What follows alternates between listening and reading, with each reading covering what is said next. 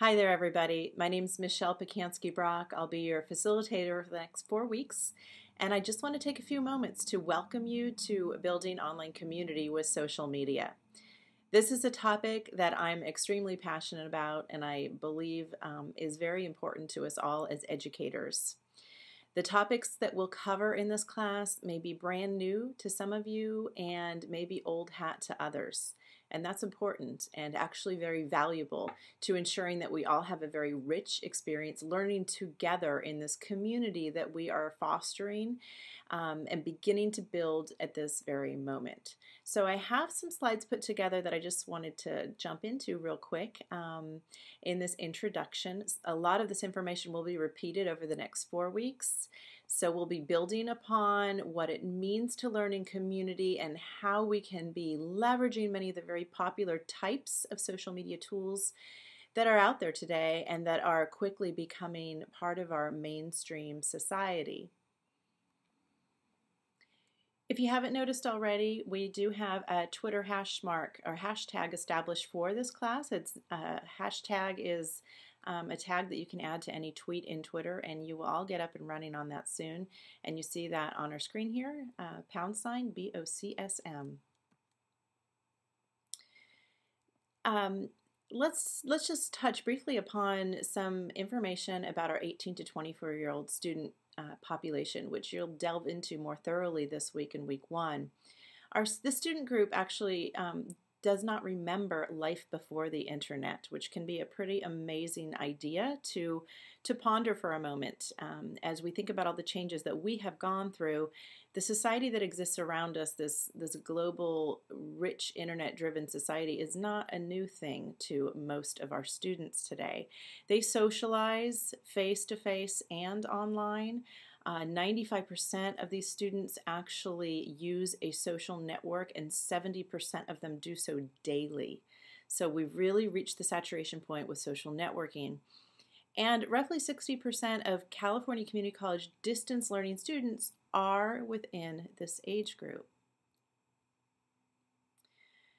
Our younger students also are very comfortable, more than our older students, we could say, creating and sharing content online. 45% of them share videos online on video share sites like YouTube. 42% of them have contributed to wikis, and a growing number of them, 35%, contribute to blogs and use podcasts. Our students are used to immediate access to information, but also information that is accessed and shared in a participatory manner. And so really what we're talking about here is a shift in how socialization is occurring, but also how learning is occurring. And this is important for us to be thinking about as educators. 86% of these students have a cell phone and 51% have a handheld internet device. We have shifted from an internet society that was a first generation internet society to a Web 2.0 society. And what that means is that content and information online is no longer just accessed by a user. Now when a user enters the internet environment, he or she is provided with options to participate, leave one's opinions, comment, and also leverage those thoughts and ideas that others have contributed. We are now in a society that is very much comprised of a collective intelligence. And as educators, sometimes we think about that as a bad thing because we think that information should always be validated first. And that's not the way it is anymore. It may be helpful to think about the content that we find on the internet more like a dialogue or a conversation. So if you walk up to a group of people, of course you're not going to automatically just assume that everyone's thoughts are valid, but you may sit there and reflect and need to sort through and make decisions for yourself about who has valid points and what ideas you want to pursue further. And those are some of the important skills that we need to be fostering in our students, and some of the outcomes that can be reached if we begin to build participatory learning environments with social media. Twitter itself, which may be something that each of you use, and it may be something you've heard of, but you've never actually had any interest in getting to know. Well, Twitter is now mainstream, And the statistics are pretty staggering. These are a little bit old actually. 40,000 tweets per minute, which equals over 57 million tweets a day. So how can that interest, that type of interaction and sharing of brief little snippets of information be leveraged in learning?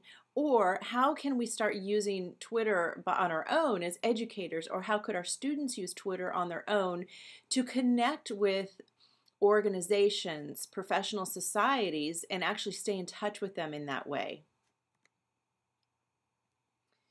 I touched a little bit already about how popular social networking is, and if we actually put Facebook in, or the number of Facebook users, global users that is, in line with global country populations, we'd see that it would actually be the third most populous country in the world, behind China and India. So these new tools, if we're leveraging for the online learning, these Web 2.0 tools, they foster collaborative participatory learning. They encourage social connections and critical thinking through content creation, no longer just a linear transfer of knowledge, opportunities for real world learning, connecting with others, interviewing people who may not even live in the same country. That now becomes possible. Text, images, and video, the human voice, we can share this openly and so easily in our online classes, and you'll see how we can do that.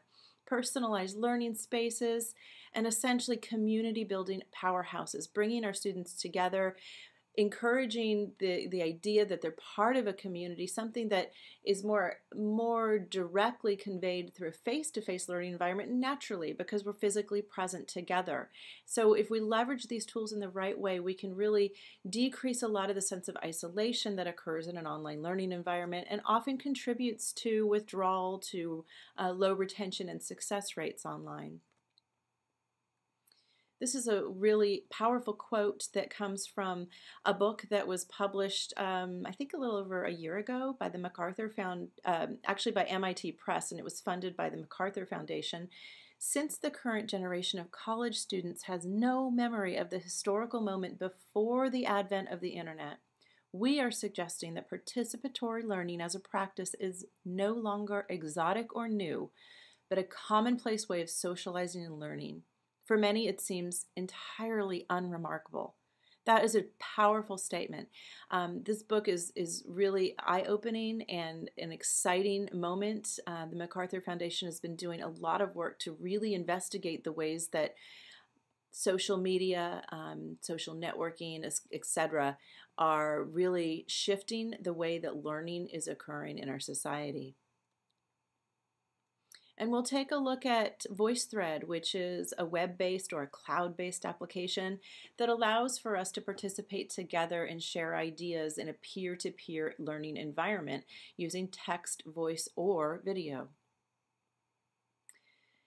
Pretty interesting if we take a look at what our K through 12 students are saying about their vision for learning at school. And this is based upon the Speak Up survey from 2009, which is put together by Project Tomorrow. We see that they want more social-based learning. That is what excites them. That is what would motivate them to learn. Digitally rich learning and untethered learning. I love that concept. And so this moving away from having to work constantly with paper, and I see this with my own kids. I have an 8 and a 10-year-old. It doesn't motivate them. It's not what drives them.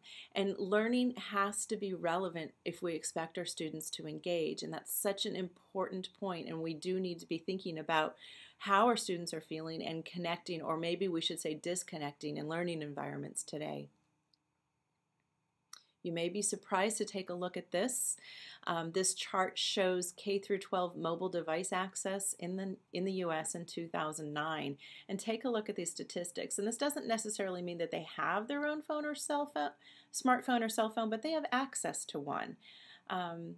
Those numbers are pretty staggering, even when we get down to those lower grades. And when we ask K through 12 students, what obstacles do you face in using technology at your school? And the number one thing they say is they cannot use their mobile device to learn. So what I hope that you'll also be thinking about, is the power of social technologies to enable your learning, to empower you to be a learner in this social space. How can you be using some of the tools that we experience in this class and many others that we won't even touch upon in this class to connect with others, to discuss with others, to find others in around the world who have your similar likes and interests, and really move us forward in this learning space, because as teachers we always need to remain learners.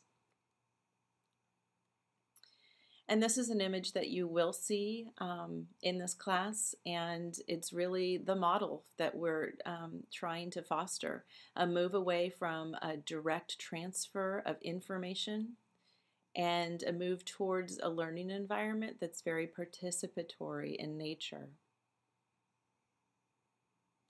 So I hope that you are motivated and inspired in this class and walk away with new ideas. And we look forward to learning together as a group. Have fun.